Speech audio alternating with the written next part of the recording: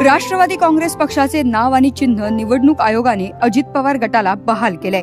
निवडणूक आयोगाच्या निर्णयानंतर अजित पवार गट जल्लोष करताना दिसतोय, तर दुसरीकडे शरद पवार गटात मात्र शांतता पसरली आहे। दरम्यान राज्यभरात असलेल्या राष्ट्रवादी काँग्रेस पक्षाच्या कार्यालयात आणि पदाधिकाऱ्यात या घटनेचे पडसाद उमटताना दिसतायत। राष्ट्रवादी काँग्रेस पक्षाचे पुण्यात आलिशान कार्यालय आहे आणि याच कार्यालयावर भलं मोठं घड्याळ देखील आहे।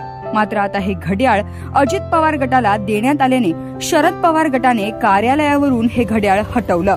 शरद पवार गटाचे शहराध्यक्ष असलेल्या प्रशांत जगताप यांच्या उपस्थितीत हे घड्याळ हटवण्यात आलं। मात्र हे घड्याळ हटवत असताना पाहून प्रशांत जगताप यांना अश्रू अनावर झाले। त्याचाच हा व्हिडिओ।